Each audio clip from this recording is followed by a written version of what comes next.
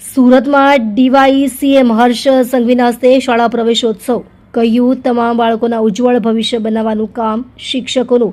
સુરત મહાનગરપાલિકા સંચાલિત નગર પ્રાથમિક શિક્ષણ સમિતિ દ્વારા ઉધનાની ખટોદરા કોલોની શાળા ખાતે શાળા પ્રવેશોત્સવ અને કન્યા કેળવણી મહોત્સવ અંતર્ગત એક ભવ્ય કાર્યક્રમનું આયોજન કરવામાં આવ્યું હતું. આ પ્રસંગે ગૃહ રાજ્યમંત્રી હર્ષ સંઘવીએ નવપ્રવેશિત ભૂલકાઓને શૈક્ષણિક કીટ આપી આવકાર્યા હતા અને કન્યાઓ પાસે કંકુ પગલાં કરાવી શિક્ષણના પવિત્ર ધામમાં પ્રવેશ કરાવ્યો હતો. કાર્યક્રમમાં સુરત પોલીસ કમિશનર, શિક્ષણ અધિકારી અને નગર શિક્ષણ સમિતિના અધ્યક્ષ સહિતના ઉચ્ચ અધિકારીઓ તેમજ મોટી સંખ્યામાં વિદ્યાર્થીઓ અને વાલીઓ ઉપસ્થિત રહ્યા હતા, જ્યાં બાળકો દ્વારા રંગારંગ સાંસ્કૃતિક કાર્યક્રમો પણ રજૂ કરવામાં આવ્યા હતા.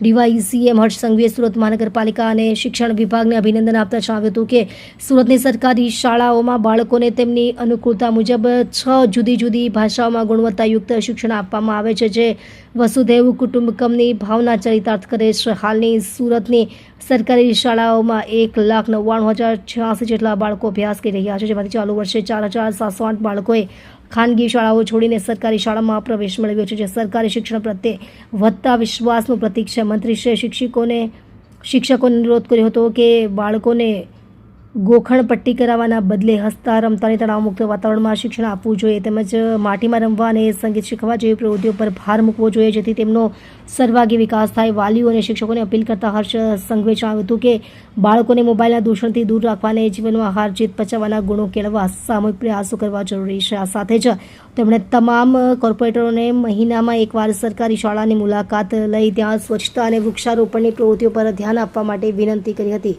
કાર્યક્રમના અંતે સામાજિક સુરક્ષા અને ટ્રાફિક અવેરનેસ અંગે વાત કરતા તેમણે બાળકોને એક અનોખો સંદેશ આપ્યો કે જો માતા પિતા હેલ્મેટ ન પહેરે તો બાળકોએ ઘરના દરવાજે પલાઠી વાળીને બેસી જવું જોઈએ અને જ્યાં સુધી વાલીઓ સુરક્ષાના નિયમોનો ન અપનાવે ત્યાં સુધી જીદ પકડી રાખવી જોઈએ, જેથી રસ્તા પર થતા અકસ્માતોને જાનહાનિ નિવારી શકાય.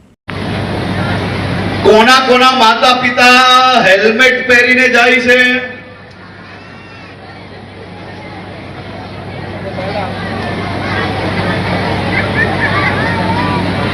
જેના માતા પિતા હેલ્મેટ પહેરીને નથી જતા અને જેને પોતાના માતા પિતા વહાલા છે તે સૌ લોકોને હું એક ખૂબ સારો રસ્તો આપું છું. ઘરે દરવાજા પર પલોઠી મારીને બેસી જવાનું, કહેવાનું હેલ્મેટ પહેરો, પછી બહાર જાઓ. આપણે રસ્તા પર કોઈ પોલીસનું કામ નથી, ઘરે ઘરે તમારે પોલીસ બનવાની જરૂર છે.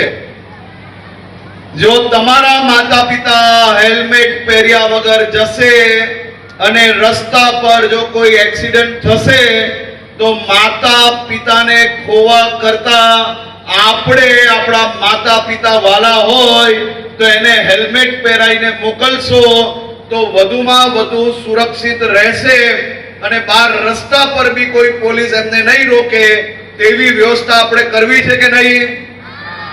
પાક્કું? તમે બધા તમારા માતા પિતાને રોકશો?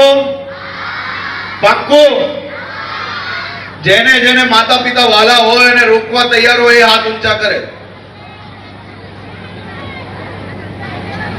તો આટલા લોકોનું જીવન બચાવવા માટે આપણે 100% સફળતા પ્રાપ્ત થવાની છે એવો મને 100% વિશ્વાસ છે.